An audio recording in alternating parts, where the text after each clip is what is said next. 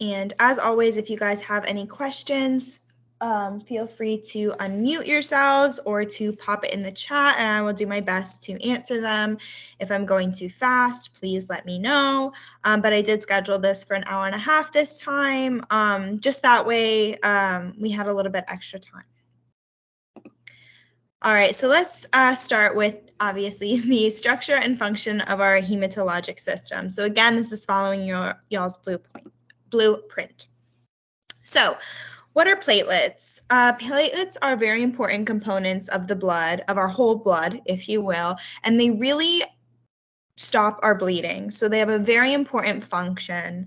So I did include a couple of the steps as to how our body responds to an injury. So essentially, when a blood vessel gets damaged, it releases histamine. Histamine is our basically alarm, if you will. Histamine sounds the alarm. It recruits all of our other cells, including platelets, to come to the area. So when histamine says that alarm, platelets go to the area that needs to be fixed, that needs to be sealed.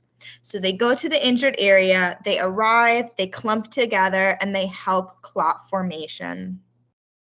So essentially very, very important. So why are we concerned if my patient's platelet count drops below normal? It drops below 150,000. I'm really concerned that my patient's going to be at risk for hemorrhage and bleeds, whether it be internal bleeds or maybe they had like an aneurysm that ruptured, etc. So what are we going to do in this case? We're really going to focus on keeping the patient safe, providing education on really what to do. We don't want them playing contact sports at the moment. We don't want them using sharp tools. We don't want them woodworking, anything like that. We want to try to avoid it because if they do bleed, they're going to have a very hard time stopping the bleed.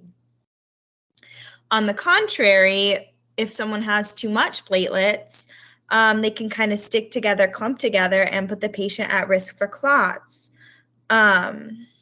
This is also when we talk a little bit more about cardiology, when someone has coronary artery disease and that artery really does narrow, I don't want my platelets to clump and slide together because it's already so narrow. So that's why we put them on antiplatelets. So what antiplatelets do is they just make our blood less sticky so it can slide through those narrowed arteries or those narrowed walls. But on the contrary, if my patient is on an anticoagulant, I'm really concerned for a risk for bleeds. So when we talk about components of our whole blood, let's talk about the red blood cells. So that's what an erythrocyte is. An erythrocyte is a red blood cell. And what do red blood cells do? They deliver oxygen to our body via circulation.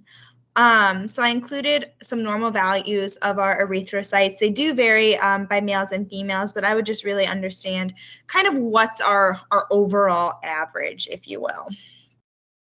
So I would really say like about like 4.3 to 5.7 average for both genders. But again, just know your normals. If I do have a low red blood cell count and I just received my patient's CBC and they have a really low red blood cell count, I'm thinking that there has to be blood loss somewhere. So hemoglobin is a protein that's found in our red blood cells. So really, hemoglobin is the player, if you will, that does all the work with carrying oxygen. So what hemoglobin does is it's actually able to pick up oxygen from the lungs and go by kind of carrying and riding on that red blood cell and traveling with the red blood cell. And once it reaches the targeted tissues or organs, it can actually drop off that oxygen. Not only does it drop off that oxygen, it helps take the carbon dioxide and again transfer it back to the lungs via circulation. So why we're concerned with hemoglobin is if we have a low hemoglobin level, we're not going to be able to oxygenate very well. So these patients might present with decreased tissue perfusion. They might have a lot of red blood cells, which is fine, but if our red blood cells lack hemoglobin, it can't really do much in terms of oxygenation. So really kind of understand the basics of those is very important when we start talking about disease process and anemias. So hemostasis. Essentially, hemostasis is clotting. It is maintaining our vessels, our blood vessels. Our body has to do this to prevent major blood loss when it's injured. So I really like this diagram. It's great for our visual learners, where really when we have some sort of injury, our body responds first with vasoconstriction. We don't want to dilate because then that blood could kind of rush everywhere. So when we have vasoconstriction, we're going to have that platelet activation. Remember, platelets clump together, forming that platelet plug. With the platelets, at the same time, our whole coagulation cascade is also going to help form our blood clots. So the blood clot is really what's going to kind of stay there long term. Our platelets clump, they're the first ones to arrive, so they kind of clump together and really stay there and help hold the bleed while we're waiting for our coagulation cascade to occur. And then those, like the thrombin and the fibrinogen, can go ahead and find wherever our platelet plug is. So it's really important in preventing sustained blood loss. But what happens when we're talking about our pediatrics or our geriatric patients? Well, when our pediatric patients are born, they actually have a really high amount of blood cell counts. And then as they begin to age, it does decrease. Why? Their body is still learning how to produce all those red blood cells, white blood cells, etc. So that's why when they get born with a lot, it's really good because their body's still trying to figure itself out. But even though they have so much blood cells, they're really at risk for impaired phagocytosis. Again, their body is still learning what to do, so they're at really big risk for infections. Platelet counts, though, will remain the same pretty much throughout life. When we talk about our geriatrics, they're at insane risk for iron deficiency anemia, usually due to the diet and the normal process of aging. And they're also at risk for a decreased lymphocyte function, so they're also going to be at risk for infection. And what's interesting about geriatrics, our elderly population, is that not only do their platelet numbers decrease, but their platelets also get stickier. So we're also concerned for, now these platelets are really sticky, we're concerned for blood clots. So I included this practice question for you guys, and this is one of the styles of the next generation NCLEX. I know it might be a little bit hard to see, but let's walk through it. So at diagnosis 1 month ago, the nurse completed health promotion and wellness teaching about safety and bleeding prevention for a 42-year-old female with chronic thrombocytopenia. Now, we haven't discussed thrombocytopenia yet, but just think that this is a decrease in pretty much all of our blood cells. The client returns today for a follow-up visit for lab work and assessment with the nurse before examination by the hematologic provider. So essentially what this question is asking us, we taught my patient about their disease, about their thrombocytopenia, and some interventions to help prevent harm. So my patient comes back and has the following. What is the patient showing me that shows that their treatment was effective? So I'm going to give you guys a moment to just read it. If you want to put it in the chat, you can do so, what you think. And then we can kind of walk through it together. But I'm going to give you guys a little bit of time.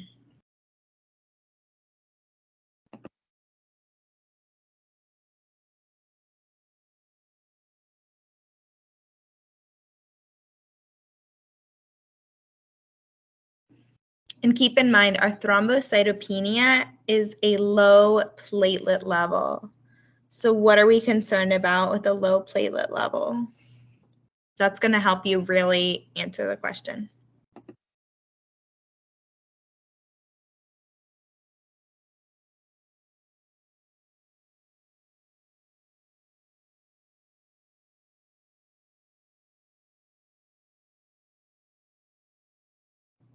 We can go bit by bit. So if my patient lost 11 pounds, what do I think? Do I think this showed that my thrombocytopenia education was effective, ineffective, or just simply not related?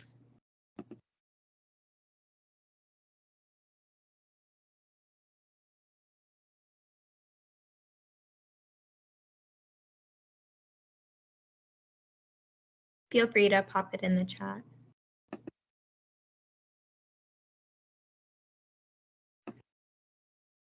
Awesome. It's unrelated. While I'm happy for my patient's weight loss, again, it's really not pertinent to the disease process discussed in this question. So very, very good. Unrelated. So I know this second one might be a little bit difficult because you haven't gone through pharmacology class yet, but my patient says that they switched from an NSAID to acetaminophen for aches and pains. Why would we want or not want these type of patients being on an anti-inflammatory? Correct, it's ineffective. Anti-inflammatories act as blood thinners, and these patients are already at risk for bleeds. So I'm really happy that my patient did switch, but it's actually going to be effective. So the answer to the second one is effective because an NSAID, non-steroidal anti-inflammatory, it can really mess with the patient, and we don't want inflammation and increased blood because they don't have those platelets. So it's a little bit difficult to answer that without going through pharmacology class, but very good job. It's actually effective teaching. I don't want my patients who have thrombocytopenia on an NSAID because they're at risk for bleeds. The third one, my patient now uses an electric shaver when shaving their legs.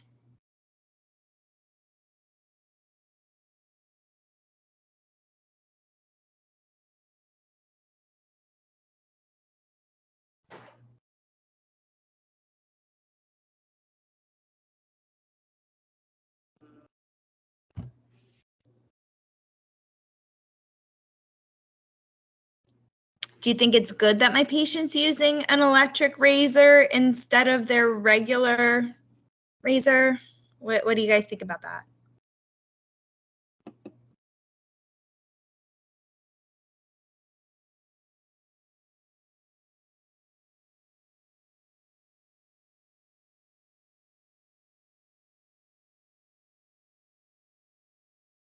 So it's actually effective.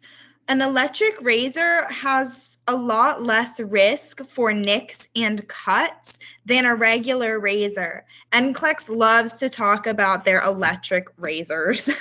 So electric razors are actually safer for my patient because the electric razor isn't going to nick them the same way a normal razor can.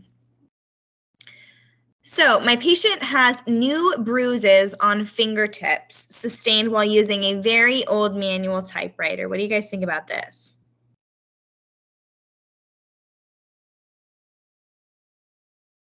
That's pretty self-explanatory. It's ineffective. I don't want my patient putting extra strain, extra stress. It's kind of like when I talked about we don't want them really playing contact rough sports. Well, this typewriter seems to be doing a number on our patient. So yeah, that's going to be ineffective. So our patient uses a small enema to relieve occasional constipation. Is this effective, ineffective, or unrelated?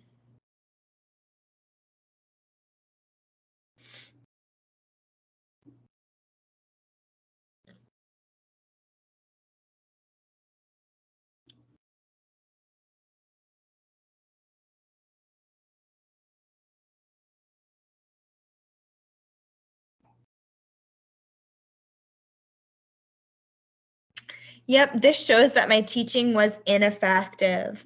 Enemas put the patient at risk for GI bleeds, and we really don't want it with these patients. Also, they might not know how to properly do this, so there can be some trauma there as well. And again, we want to minimize trauma. So, my patient received the seasonal influenza vaccine. And this also kind of goes into more of exactly what thrombocytopenia is. But what do you guys think about this?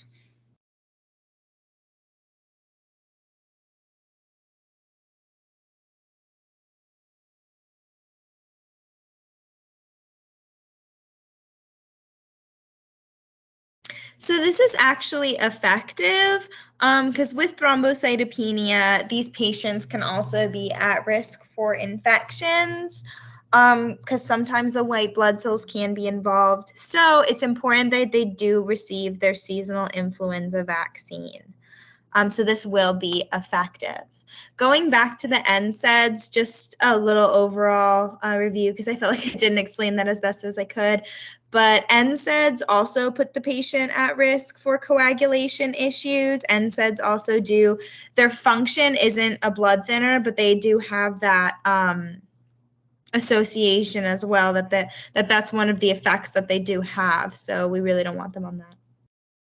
And just so you guys had the answers, I just kind of put little dots on what the correct answer was.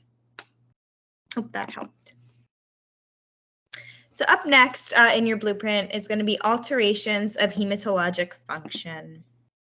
So when we talk about anemias really can be classified a variety of different ways. We can classify them by their size, their shape, their color. Usually color is going to be associated with hemoglobin content as well. Or they can be classified by cause.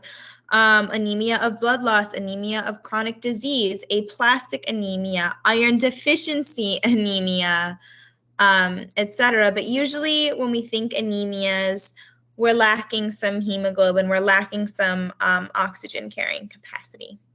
So they can also be grouped by size. Size is probably the second most common way, but they can be normocytic, microcytic, macrocytic. Both macro and micro are not good for the patient. We really want a nice normocytic, normal size. Why? Because that blood cell still has to flow through the body. If it's too small, it can't carry as much oxygen, but if it's too big, it might have a difficult time traveling. When we talk about hypochromic, normochromic, or hyperchromic, we're talking about hemoglobin content. So if I have hypochromic anemia, which is very common in all sorts of anemias, I have a decreased hemoglobin content. So anemia results in an abnormally low hemoglobin concentration. Again, I talked about a little bit earlier the function of hemoglobin and why it's important.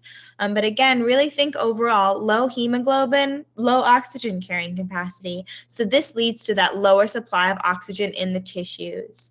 So these patients, the symptoms they're going to present with are associated with inadequate oxygenation and perfusion and hypoxemia. I know this photo was also included in your class slides, but I really do like this photo. I think it really wraps a lot of it together.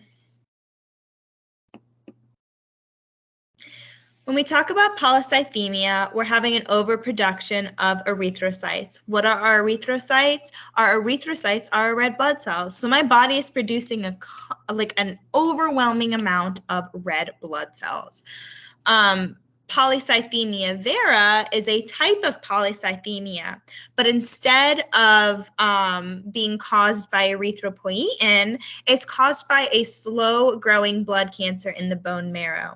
So when we think of erythropoietin gets secreted when we're hypoxic, and it triggers the production of red blood cells. It also gets triggered when we have a decrease in red blood cells. But with polycythemia vera, it's actually not an issue with erythropoietin being excreted. It's actually literally caused by a cancer of the bone marrow, and the bone marrow's job is to really produce all of our blood cells. So these patients are going to present with increased blood volume, which leads to really thick, viscous blood, which can put my patient at risk for clogging and clots. This will also increase their hematocrit levels. And without treatment, my patient is at a very big risk for thrombosis or hemorrhages because they have just an excess amount of blood.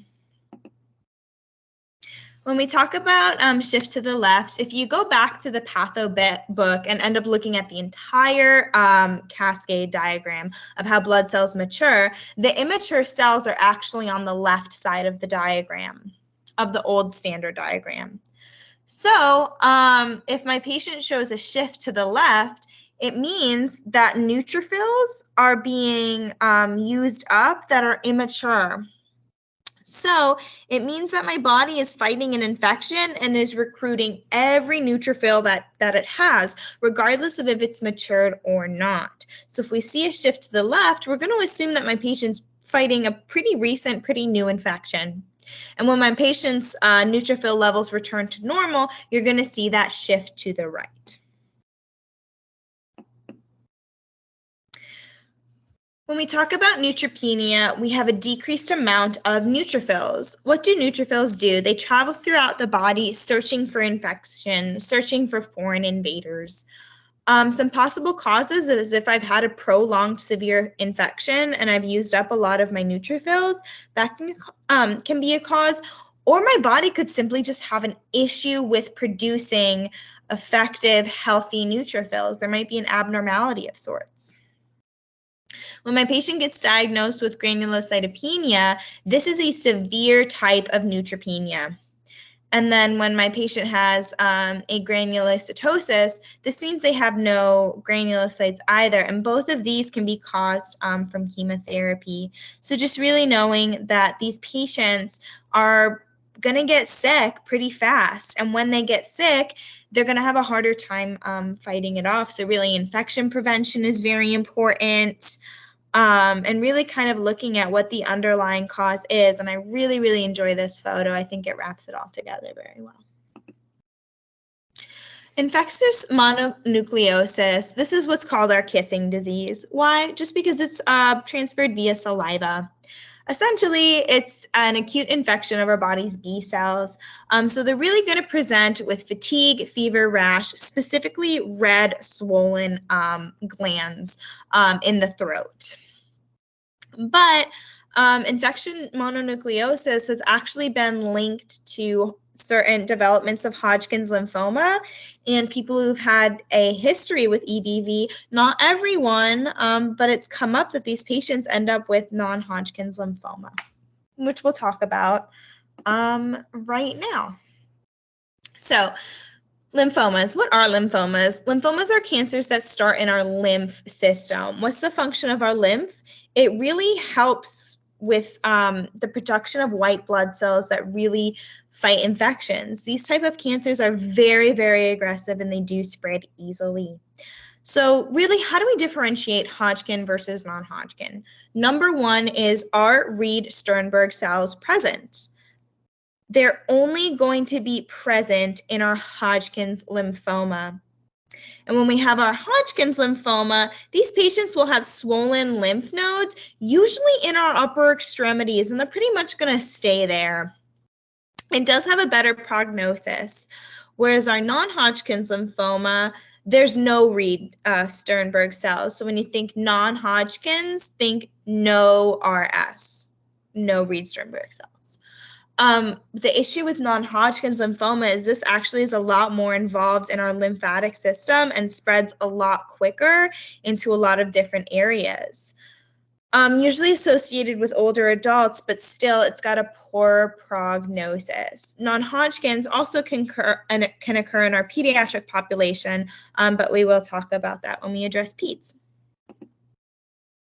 When we talk about DIC, this is caused by just a widespread activation of coagulation.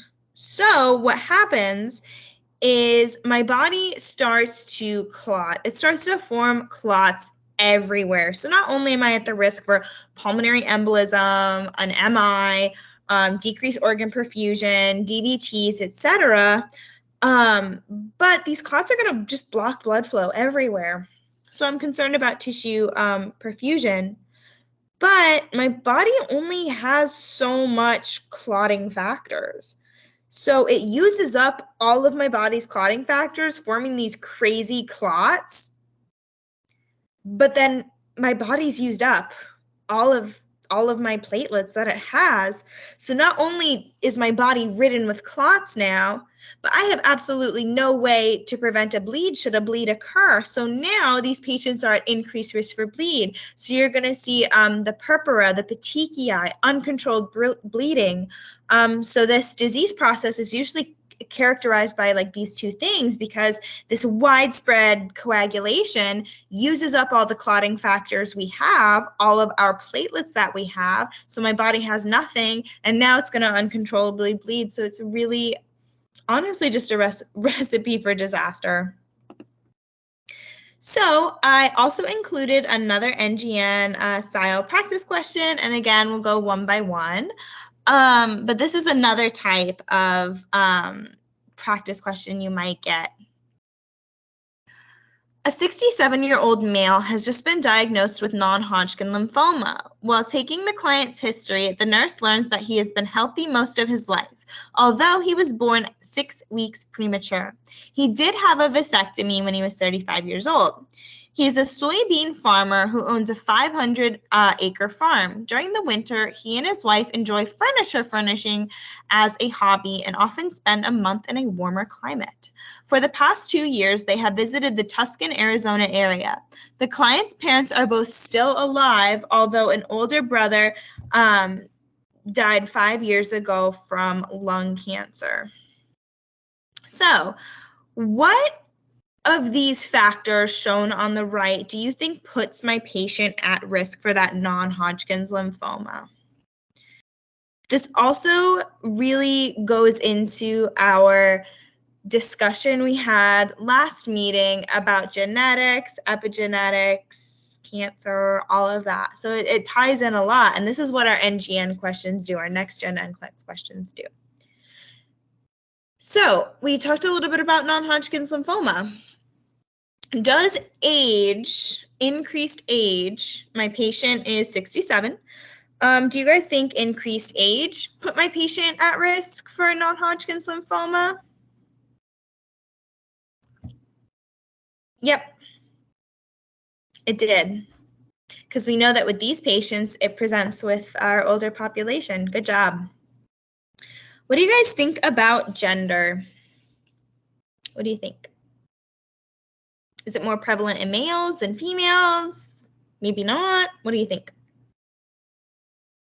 Yep, it's more common in our males. Awesome job.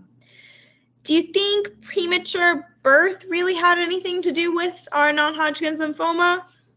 What do you guys think about that one?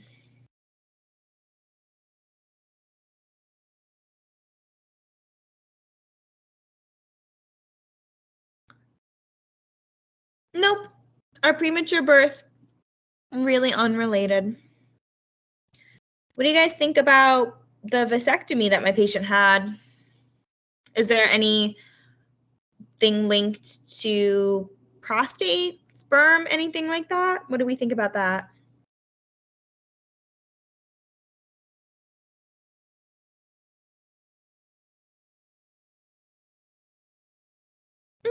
Pretty unrelated. So nope, I don't really care if my patients had a vasectomy or not. What do we think about soybean farming? Do you think that might play a role? Unrelated, what do you guys think about soybean farming?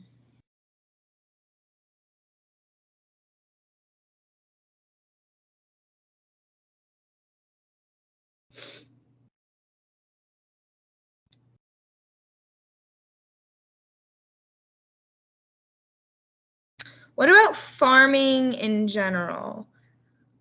What about agriculture? What do you guys think about that?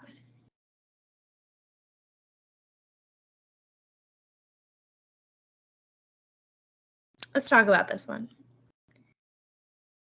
Epigenetics, how the environment acts with our genes. We talked about industrial workers a while ago. They're around smoke all the time.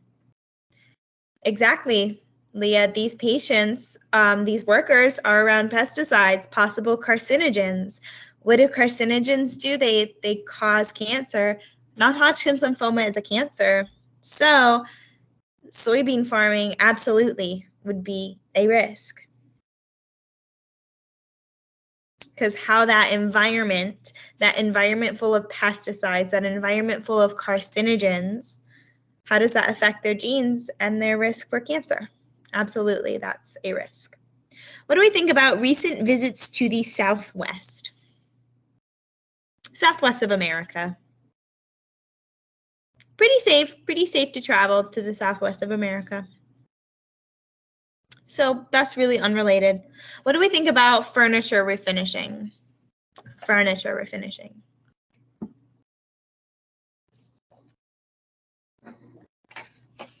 Yep, again, it's the chemicals in the body. Yep, awesome. What about sibling with lung cancer? What do we think about this one? I mean, it is talking about lung cancer. Do we care that it's lung cancer? What do we think about that?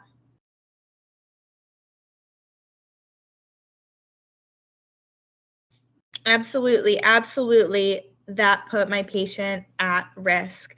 I don't care about what type of cancer they had. We know that all types of cancer result from uncontrolled cellular division. Apoptosis is not happening. So yeah, I don't care if they had lung cancer, breast cancer, anything. There's a family history of cancer. So I'm concerned. Really good job, guys. And when you have these questions on your test, it's just important to kind of approach these answer choices with like a questioning mind, like, am I concerned? Am I not? So really these questions, they just take a little bit of practice, but see how knowing the basic patho is really important. So I get a lot of questions. How much of the patho should we know? Well, you need to know enough to answer these questions like that. I don't know the exact pathophysiology of non-Hodgkin's lymphoma versus Hodgkin's lymphoma. An oncologist, a doctor in oncology would, of course, know. But for me as a nurse, I need to know enough to answer these questions. Now we get to talk about our kiddos, our pediatric population. So we talked a little bit about anemia first.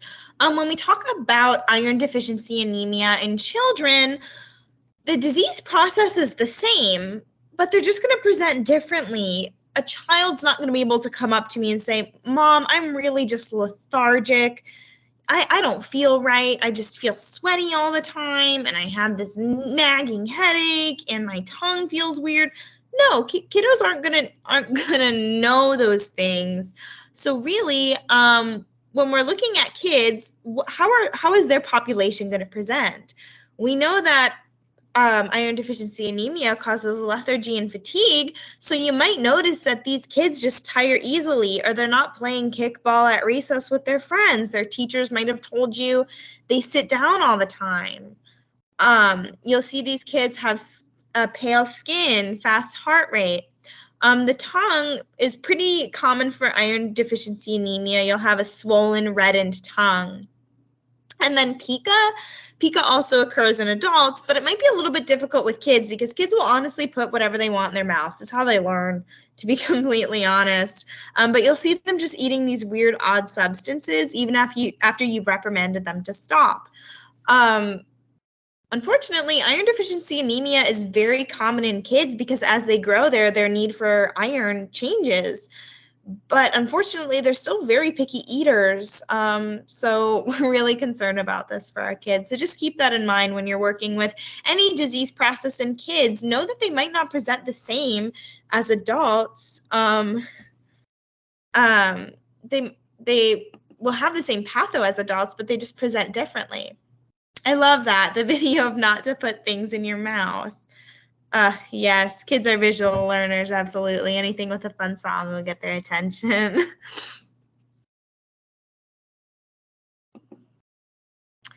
So, hemolytic disease of the newborn. This is where knowing our blood types really comes in handy. Not necessarily our A, B, O in this case, but our rhesus factor. So a rhesus factor, when we notice someone's blood type, they're either going to be positive or negative. That positive or negative basically just indicates whether or not they have the rhesus factor. If they have the rhesus factor, they're going to have a positive blood type. So they're going to be A positive, B positive, O positive, AB positive, whatever. So they have the rhesus factor. My patients that are negative have no rhesus factor. Therefore, their body has antibodies to that rhesus factor. So that rhesus factor is going to be foreign to them, and their body is going to attack that. So that's just kind of a basic patho of that. So essentially what happens with hemolytic disease of the newborn, this occurs in the second pregnancy, because usually, and I'll explain that in just a second, but if my mom is A negative and my dad is A positive and they create me, great, awesome. But that baby could have a positive blood type because the dad was positive. So while I'm in the womb with my little positive blood type, my body's kind of aggravated. It's kind of on the lookout.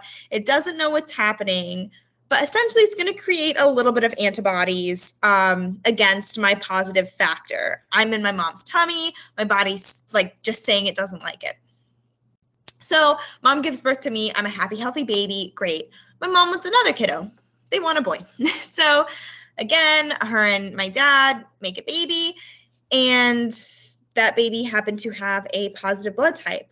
Well, now my mom's body is very, very ticked off. Why is it ticked off? Because again, this foreign invader is back. This rhesus factor is back. And now we're really angry. So it's actually an immune reaction that can really cross the placenta and affect the baby. So what happens is in mom's third trimester, all moms, regardless, get a RhoGAM shot. This prevents the mother's body, the mother's immune system specifically, from attacking the baby, from crossing that placenta and attacking the baby. This is also why it's really important when we donate blood or we're giving blood transfusions to really make sure that not only the blood types match, but the rhesus factors must match. Why? Transfusion reaction. So when we think hemolytic disease of the newborn, think a transfusion reaction, but it's a reaction against the baby. So this is why it's also very important that your patients receive their prenatal care and their prenatal checkups. Why all of that is really important, and making sure that they stick to their care and then their regular scheduled vitamins, vaccines, etc. So sickle cell anemia. Basically, the entire history of sickle cell anemia was that in African countries, people with sickle cell anemia were actually protected from malaria. Not super important to know all of that, but this kind of helps you think a little bit about this. So when someone has sickle cell anemia, full-blown sickle cell anemia, they have to have an autosomal recessive genotype.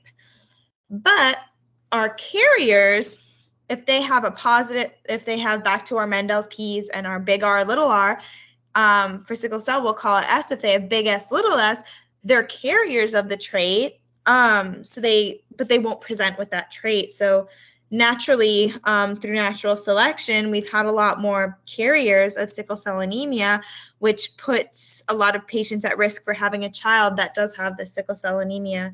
So essentially what happens, these blood cells are sickled. They can't travel as well as they can. They clump.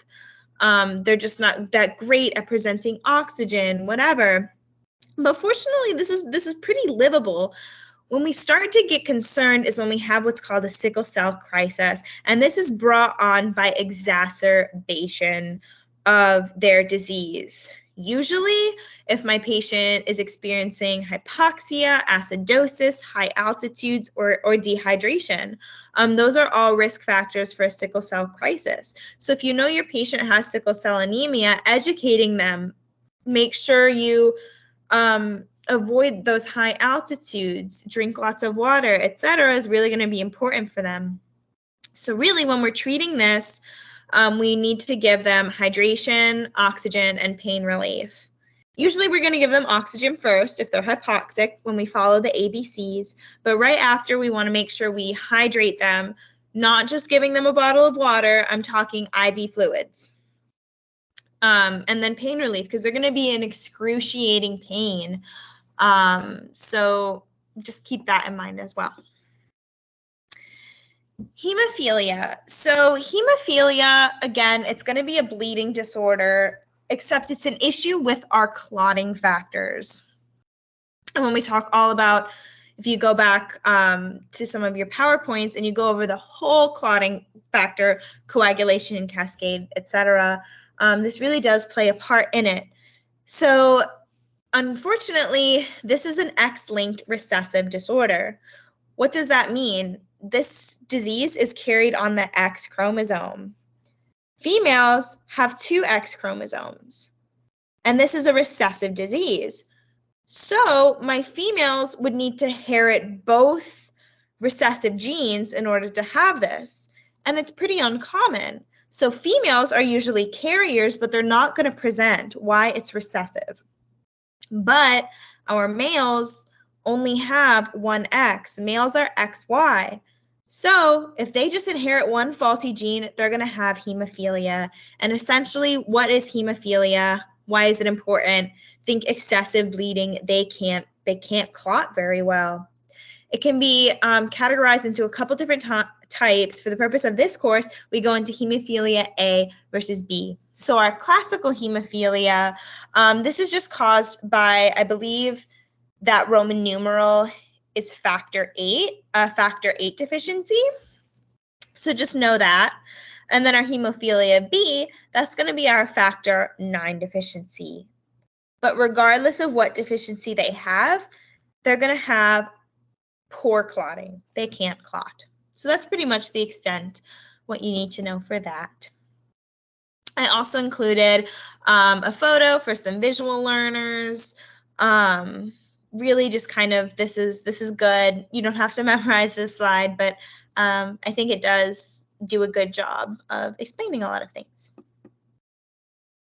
So our pediatric leukemias and our lymphomas. So leukemia is a cancer of our blood-forming tissue. Really, we don't know what the cause is. Our most common are ALL and our AML. Signs and symptoms for leukemias. These patients are going to have pallor, fatigue, petechiae, purpura, bleeding, and fever. Why? All forms of blood are not, all of our blood cells, if you will, are having an issue forming.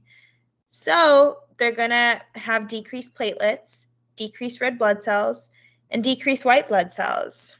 So we talked about function of platelets. Well, white blood cells, they're at really risk, a big risk for infection. So just understand that. When we talk about our lymphomas, again, these are cancers of the immune cells, and similar to adults and childs, you really categorize them into Hodgkin's versus non-Hodgkin's lymphoma. So we already spent time talking about that. Just really remember the Reed-Sternberg cells and where these cancerous lymph nodes really do occur. Do they occur in my armpits, upper chest, or do they kind of go all throughout the body? So this one, I did struggle a little bit for this practice question because I just need to figure out how to include the extended drop down. But let's answer this together because you will see these types of questions. And when you click on the arrows, it'll have things. But I did like this question because it talks about what we covered. So a 40-year-old female client comes to the clinic with reports of fatigue, palpitations, and dizziness when getting up from a sitting to standing position. This is our orthostatic hypotension. She also reports that her Crohn's disease has been acting up lately. Her daily medications include oral contraceptives, calcium, and vitamin D, and an antihistamine for allergies. She's followed a vegan diet for 6 months and is lactose intolerant. When the nurse asks, the client reports no problems with numbness or loss of sensation in her hands or feet. Her lab results show a very low hematocrit. What do you think is happening? So my client is at risk for what?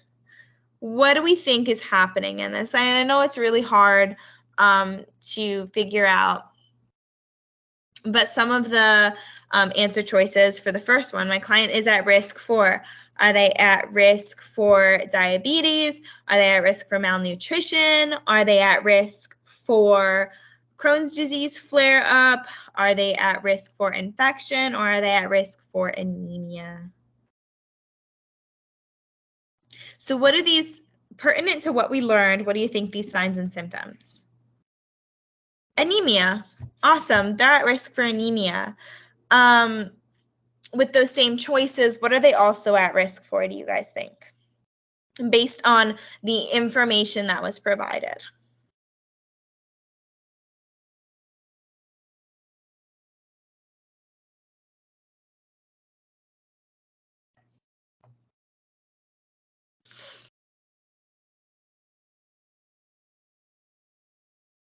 Malnutrition. Yep.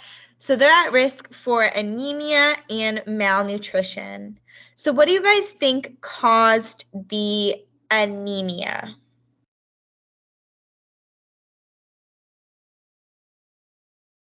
The anemia and the malnutrition. What do you guys think caused?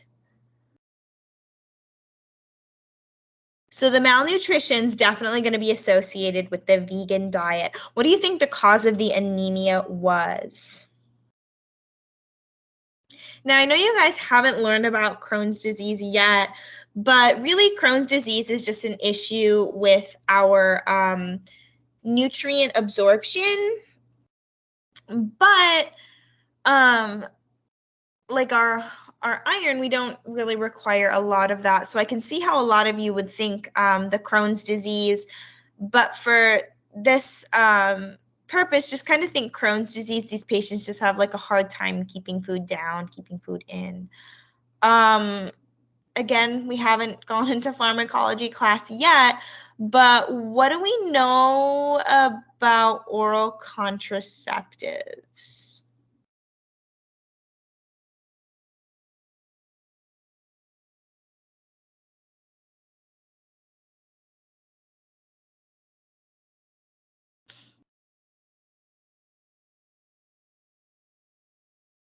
Our oral contraceptives can actually put our patient at risk for like our anemia, our decreased hematocrit, etc.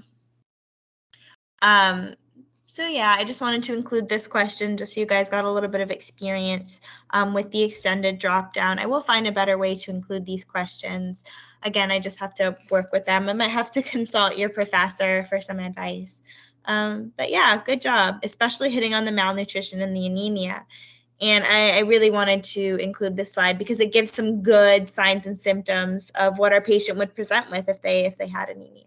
So very good. I also included this one. This is like an older style, but I think it's also really good to have. So 6-year-old with sickle cell disease is admitted with a vaso-occlusive crisis. What are my priority nursing concerns? So select all that apply.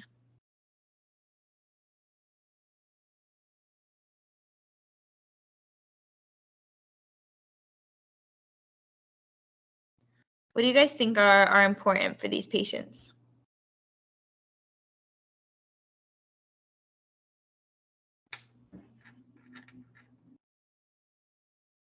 It's going to be more than one correct answer.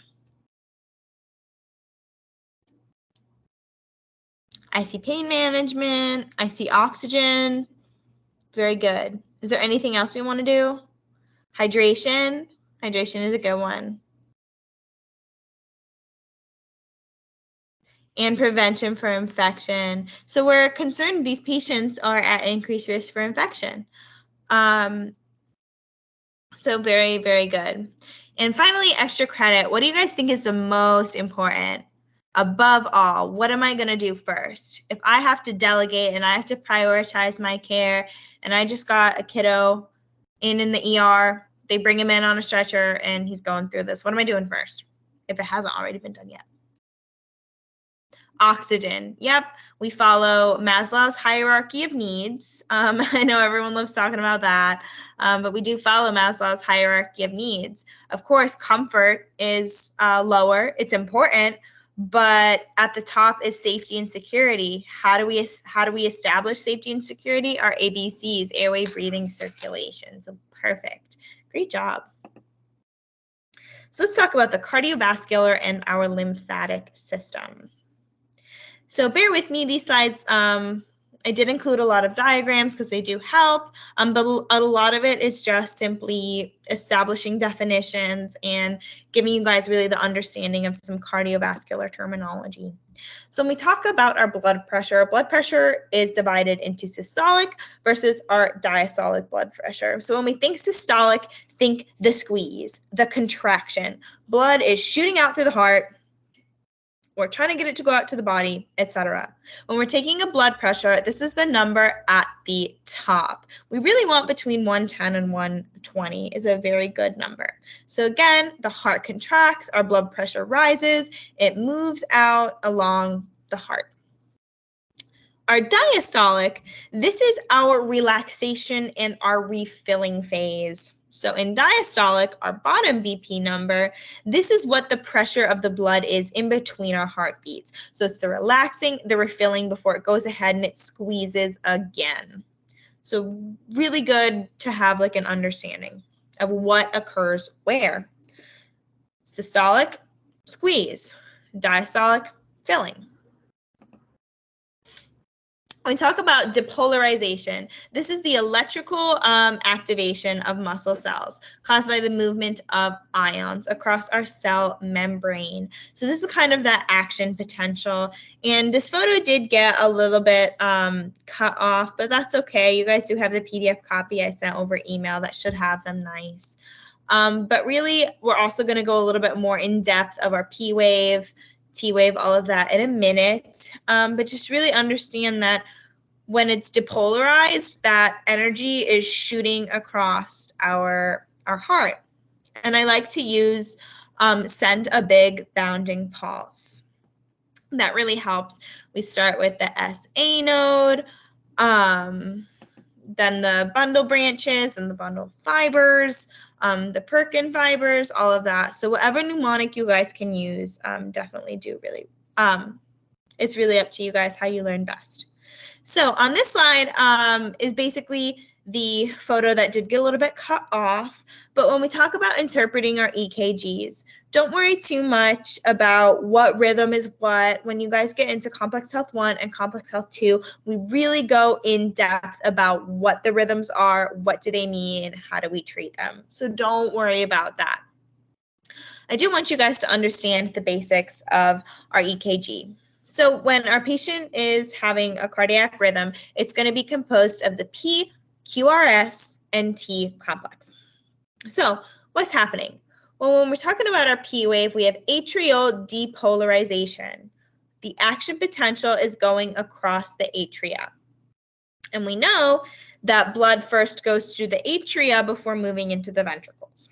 So what's happening here is the valves between the atria open to drain all of that blood into the ventricles. Why? That energy is acting on that atria. The atria is like, all right, time to open up. When we talk about our QRS complex, this is the electrical impulse as it spreads through the ventricles. So now atria opened, blood is draining through the ventricles. Great. Now my energy is acting on the ventricles. When we get to our T wave, we're having repolarization of the whole complex now. That way it can get ready to do it again. U waves, we really don't talk about. They really don't mean anything in terms of action potential, so don't focus on the U wave. Really focus on our P, QRS, T wave, because there won't always be a U wave either. When we talk about cardiac output, this is the amount of blood pumped from our ventricles in 1 minute. So our normal cardiac output is going to be between 4 to 6 to 4 to 8. Use whatever number your professor gives you. The USF College of Nursing lab value sheet includes these numbers, but also it can vary by professor. And depending on whether you're in the ICU or you're on a normal med surge, what they prefer. But just know that cardiac output is influenced by our heart rate and by our stroke volume. So how do we calculate stroke volume? It's going to be our end diastolic volume minus our end systolic volume. So what's kind of our difference?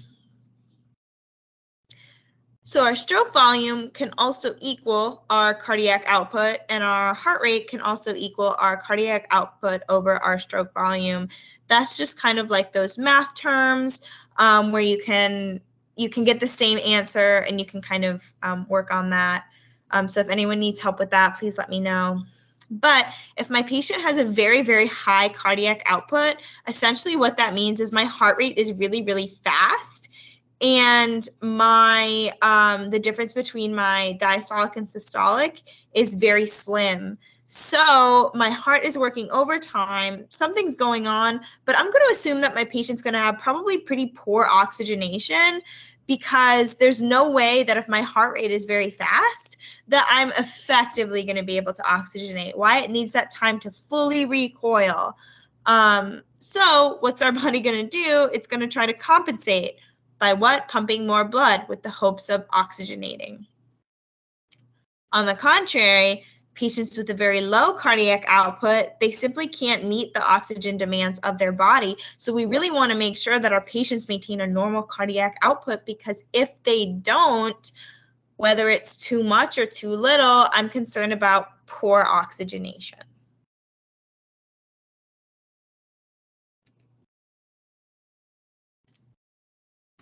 Sorry, I'm just checking the chat really quick.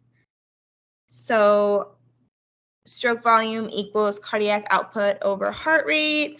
Let me make sure. I might have made a mistake there. Give me just 1 second.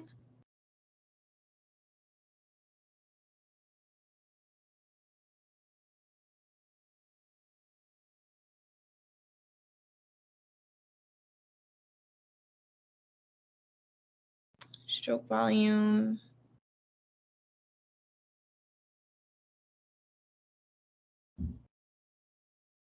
Yeah, so yeah.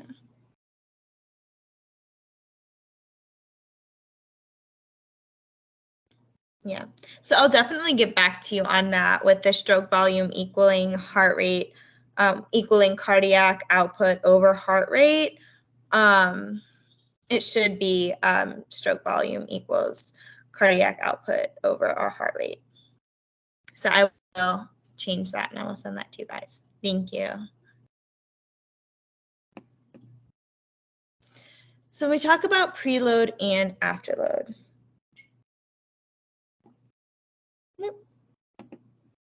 Yes, SV equals cardiac output over stroke volume. Yep.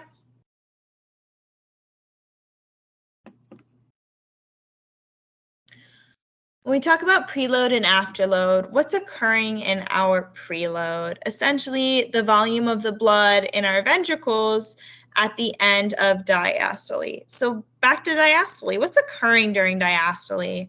Well, that's the ventricular refilling. So at the end of diastole, I'm going to have all of the blood I need to then go into systole to then push it out. So when we're talking about preload, this is the amount of blood I have left in the ventricles at the end of diastole. Afterload, on the other hand, is how much resistance my ventricle must overcome to circulate blood.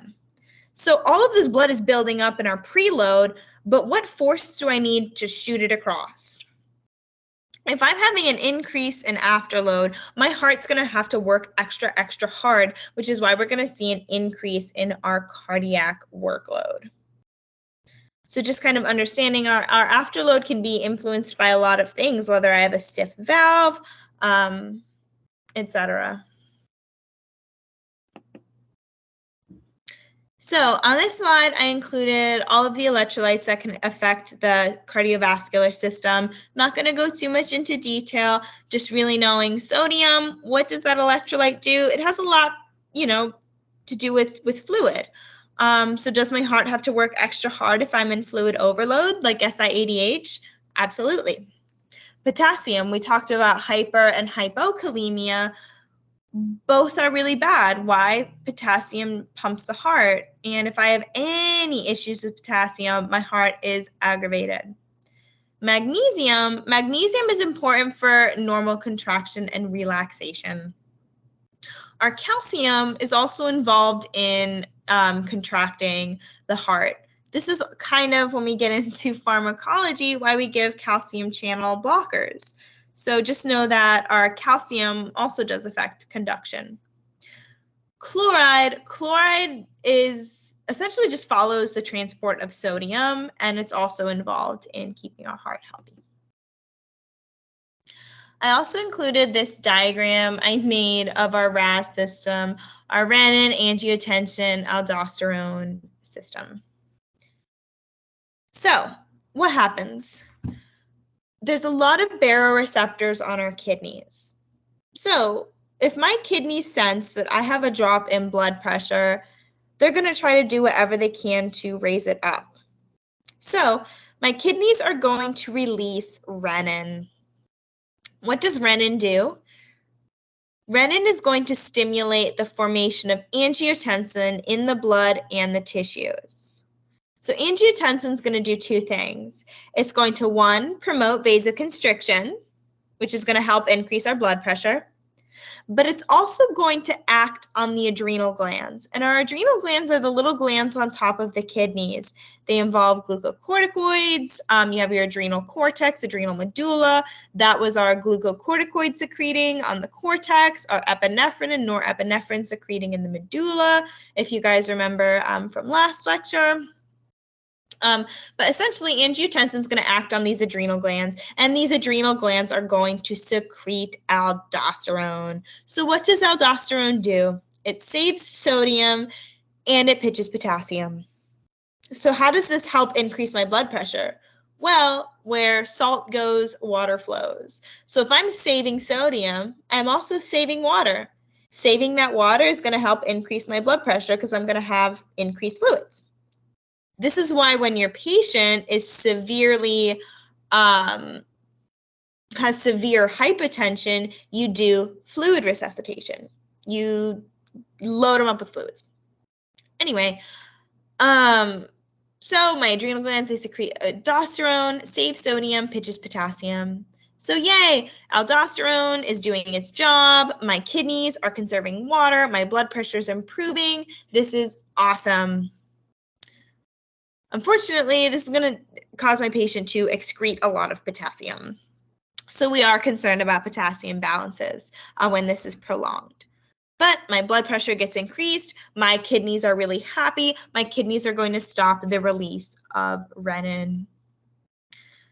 I'm not sure if you guys covered this yet, but I do hope that that clarified a little bit, because I know that this system can be a little bit difficult because there's just a lot going on. You did awesome. So what are some alterations of cardiovascular function? Before we begin, I did include a little diagram for you guys about blood flow through the heart. I tried to make it as basic and as simple as possible, but this just kind of helps us understand really where blood is coming from and where is it going. So when we talk about the right side of our heart, the blood is coming from the body. Deoxygenated blood is coming from the body to the right side of the heart, so that the right side of the heart can send that deoxygenated blood to the lungs, which will then send that blood, it will make that deoxygenated blood oxygenated, and it will send it to the left side of the heart, where the left side of the heart can take it to the body and make my body nice and happy with oxygenated blood. So yay. So what is chronic venous insufficiency? My blood is having a hard time getting to the right side of my heart. Usually it's a leg issue. It's just having a hard time returning. So these patients are going to present with issues in their lower extremities. It's the result of circulatory stasis. So blood is not going back up and it's staying where it is. So that's why these patients are going to present with leg swelling, skin color and texture changes, etc. So why are we concerned? Why do you guys think we might be concerned in cases of chronic venous insufficiency? You can put it in the chat. But what do you think is one of my main concerns?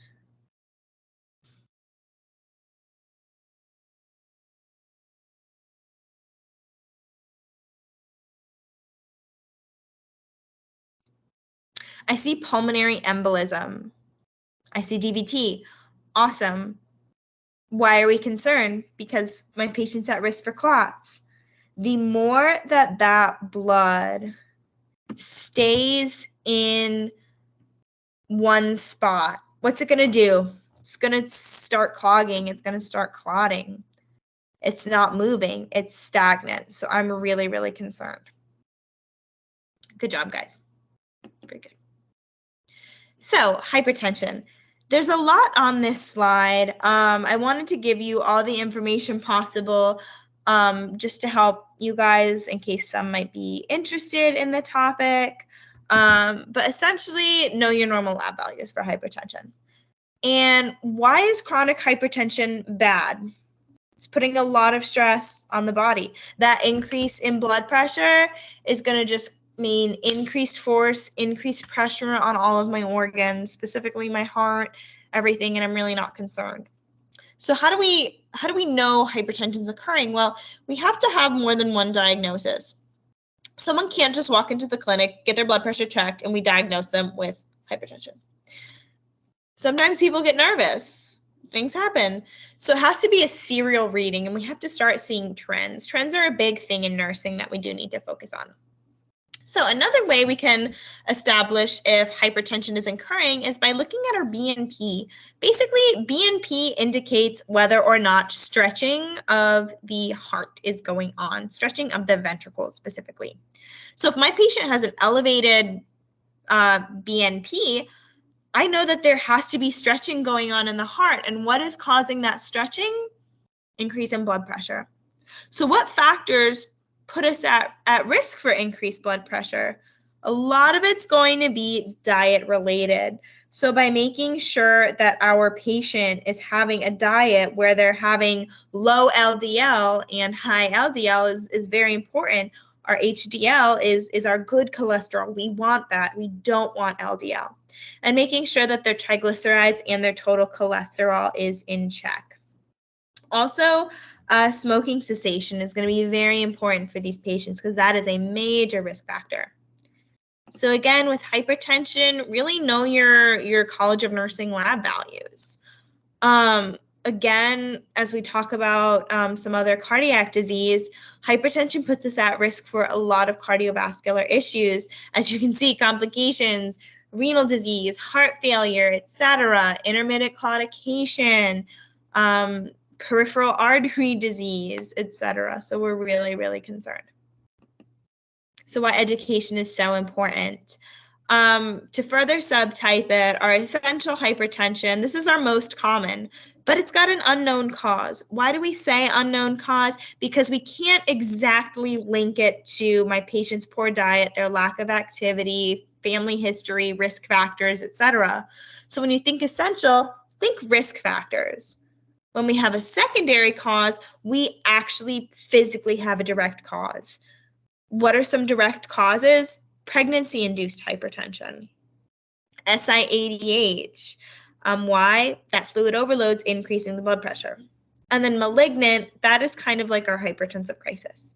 So again, we have lots of risk factors associated. So our patient education is mainly going to be focused on reduction of risk factors.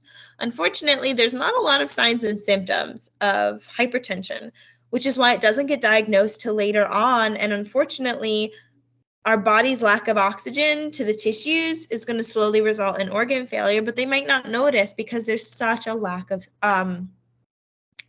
symptoms. So our Raynaud's disease, what is our Raynaud's disease? Essentially, there's an issue with the blood vessels of the fingers and toes. They collapse, usually because the body is under stress. These patients will have white, blue-looking fingertips. Buerger's disease is very similar to Raynaud's, but it's associated with our smoking, where our Raynaud's disease can have multiple causes.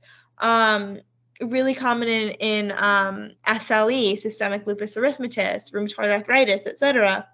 But our Buerger's disease basically, these blood vessels become swollen and obstruct blood flow. Clots form, and this leads to pain, tissue damage, possible gangrene, whereas our Raynaud's usually will go back to normal. Buerger's disease is a little bit more serious. Coronary artery disease, basically what happens with this is there's a buildup of plaque on the coronary arteries, resulting in atherosclerosis. Atherosclerosis is just, again, buildup of plaques. So with this, usually it's going to be linked to that high cholesterol, obesity, smoking, these plaques, and just keep building up. And what I'm concerned with these plaques is that if these plaques do burst, my patient can have clots. And if I have a clot in my coronary artery disease, I'm at risk for possible angina, etc. So let's talk about angina. So angina overall is just a term for chest pain. Angina is a natural response by the body when my cardiac muscle is receiving inadequate oxygenation. Whether it be there was a spasm and my artery occluded a little bit and now it's not, but it's just kind of like the body's way of saying, hey, something's wrong. We categorize it into two different types, our stable versus our unstable angina.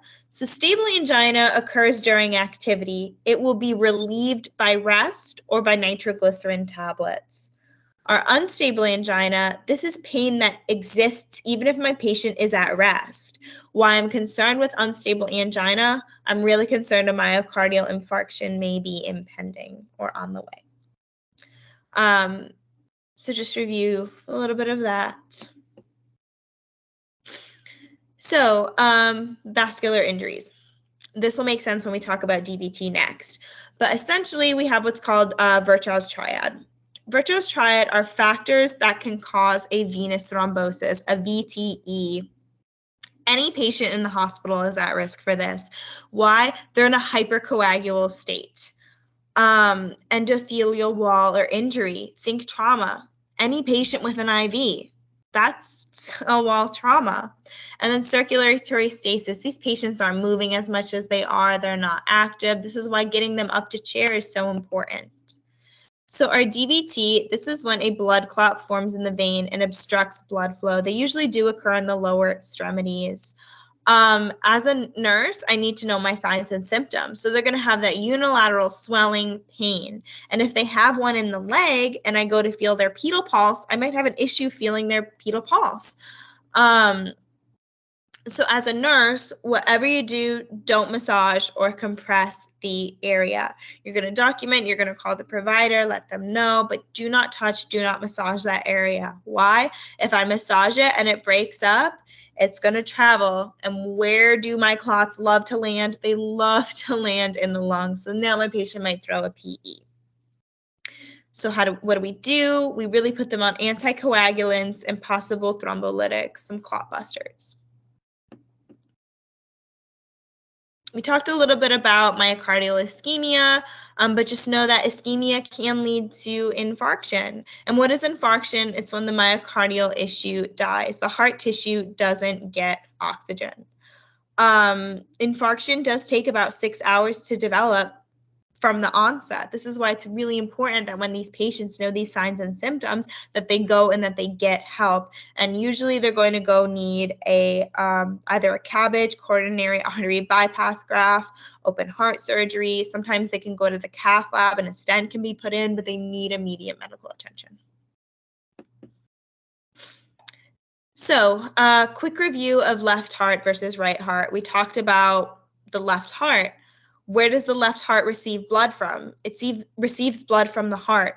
So if there's an issue with my left side of the heart and blood can't get through, it's going to go back to where it came from, the lungs. If I have an issue with my right heart, where's blood coming from? The body.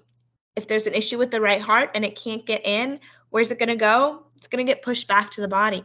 So when we have left-sided heart failure, we're pretty much going to present with those lung symptoms. Why? That's where blood's backing up and that's where blood's pooling. Whereas if I have an issue with the right side of my heart, I'm going to have signs and symptoms with my body. It's going to go back into circulation. So left-sided heart failure, usually it's resulting from an issue with our left ventricle.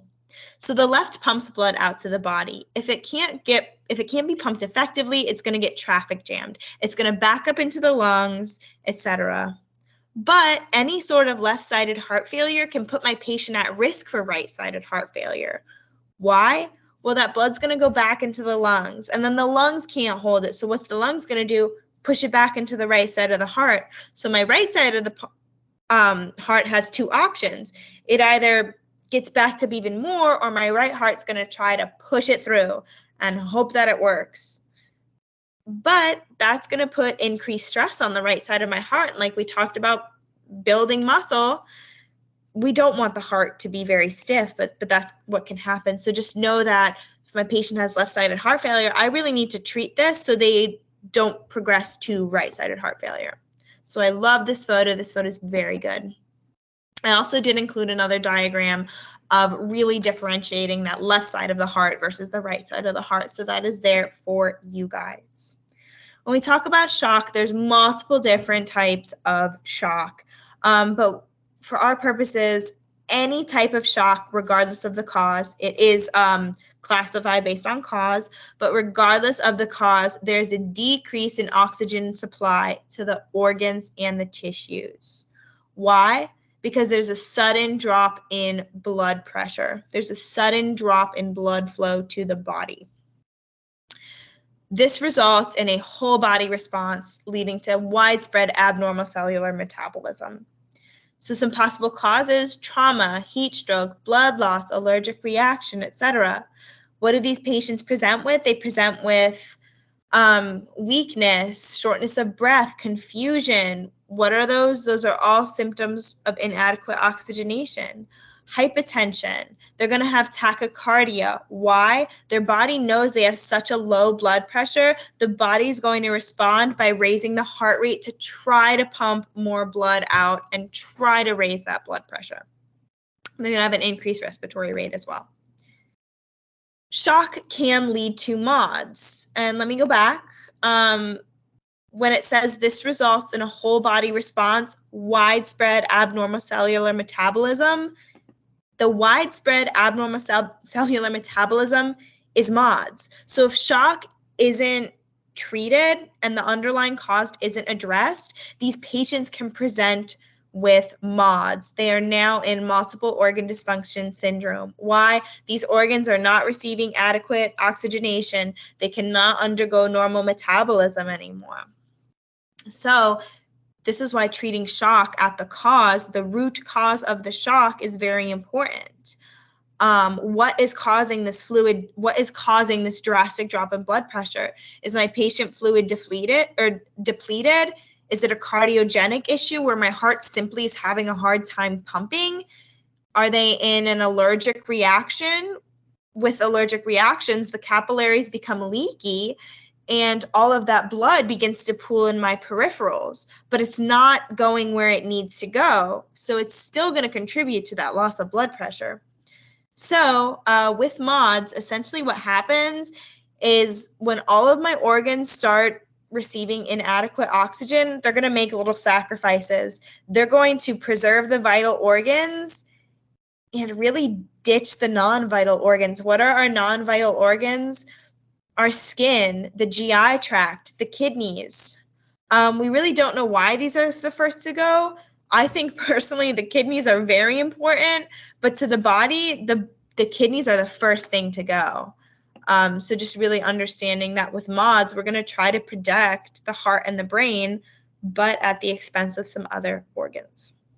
And just know that this is when shock just isn't addressed, and this occurs in the later final stages of shock. So let's do some practice questions. A nurse is caring for a patient who reports calf pain. What should the nurse do first? This is all about prioritization and delegation. What do we do first?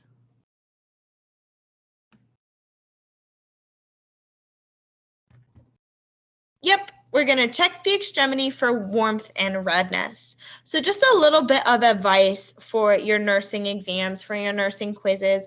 We always have to make sure, no matter what, we assess first. We can't start treating, we can't start diagnosing, we can't start calling the provider unless we've done an assessment. So my patient reports calf pain. I think because of test-taking purposes, oh my gosh, pulmonary embolism. But if I'm in the clinical setting and I have a patient report calf pain, it can be a variety of different things. They might just have a really bad Charlie horse because they're dehydrated. Might be a DVT. Might be an issue. Might be something else. Might be a musculoskeletal issue. Maybe they have a broken femur or something like that. Not femur, tibia. But that's why we always have to assess first. So what's diagnostic of that DVT? The extremity is going to have that pain, but they're going to have warmth and redness in the area. So always assess your patient first. This is really going to help you guys answer these questions. If we did find out that it was a DVT, then we would administer that heparin. We usually don't want to elevate the extremity in this case. And we definitely don't want to massage the area. We kind of just want to leave the extremity as is. We want to avoid movement. All right, up next. A nurse is collecting data from a client who has right-sided heart failure. Which of the following findings should the nurse expect? So what of these symptoms are associated with right-sided heart failure?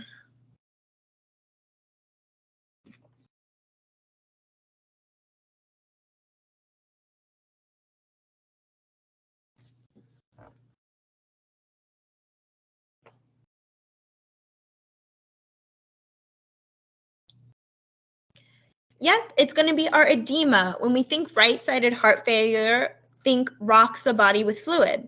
So these difficulties breathing, these decreased lung sounds, all of that, decreased breathing and decreased lung sounds, those are associated with left-sided heart failure because that blood is pooling and backing up into the lungs. Periorbital edema, really not associated for this disease process. Good job. All right, last one, another one of our next gen NCLEX questions. Again, you might not have learned about all of this yet, but I do think it's a good practice question. So the nurse is caring for a 48-year-old male client who presents to the emergency room with reports of chest pain. This patient has a history of hypertension and anxiety. He does not smoke and reports he has not taken any medications lately. The client reports his pain as an 8 out of 10. He describes the pain as a substernal pressure that woke him up from sleeping. His spouse is with him and reports that the client went to bed early because he just didn't feel well.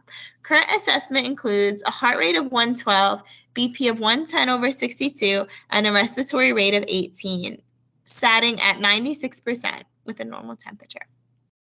So, what nursing interventions do I need to do?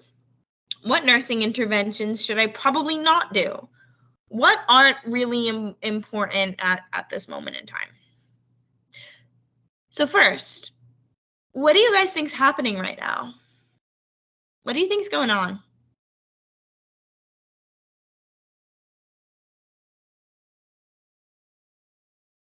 He has chest pain. What do we call chest pain? Angina. But this pain woke him up while he was sleeping. What type of angina is caused by physical exertion? What type of angina is caused by physical exertion? Stable angina. But this occurred while he was sleeping. So what do we think this is? This is chest pain at rest. This is unstable angina.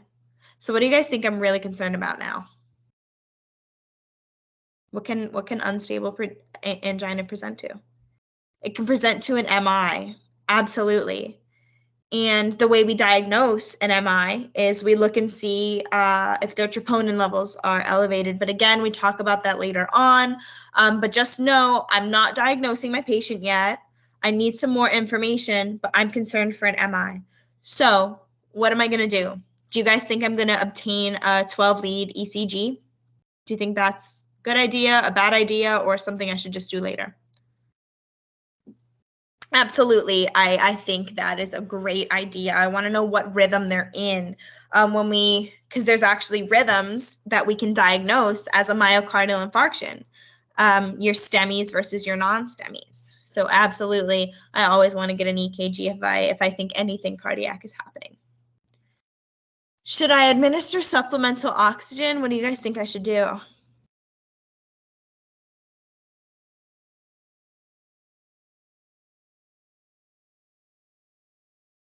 Nope, it's contraindicated. Why is it contraindicated? Well, let me look at my assessment. He's satting at 96. I really don't need to. He's not symptomatic, and he's satting at 96. So I'm fine. I'm fine for now. I'm going to continue to monitor, but I'm fine.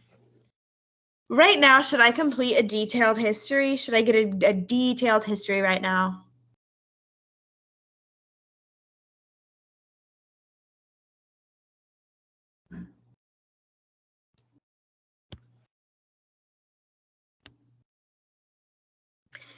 Yeah, not really. I don't want to do this right now. Right now, the detailed history is non-essential because I have a bigger concern on my hands than getting his full medical history. If I'm thinking an MI, I don't have a lot of time because usually with an MI, you want to get them down to the cath lab within an hour of admission. So this is non-essential right now. It's not contraindicated, but it's just non-essential right now. So, administer sublingual nitroglycerin as prescribed. Do you think that's a good idea? Do you think that's a bad idea, or absolutely not? Yes, nitro. We're going to give him nitro right now. We're going to give him it. What do you guys think about monitoring their vital signs every 30 minutes until they're pain-free?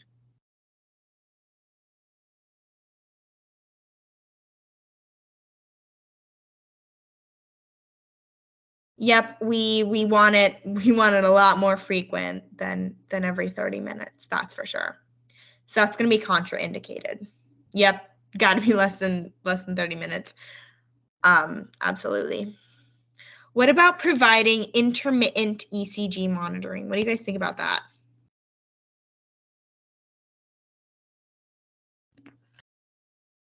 What do we think about intermittent ECG monitoring?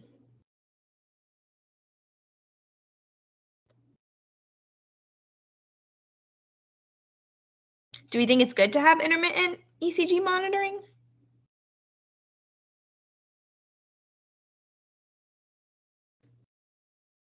I like what I'm seeing in the chat. I do. I like what I'm seeing. I'm probably going to want continuous EKG monitoring, ECG monitoring. ECG and EKG are interchangeable. But yeah, I'm definitely going to want continuous monitoring because, again, I'm concerned for an MI. Absolutely. Good job, you guys. I hope that helped you just get exposed to the types of questions you'll be asked, the formats of questions you'll be asked. Awesome. I also did include this slide, which is just the correct answers. But that is all that I have for you guys. So I'm going to go ahead and I'm going to stop the recording right now.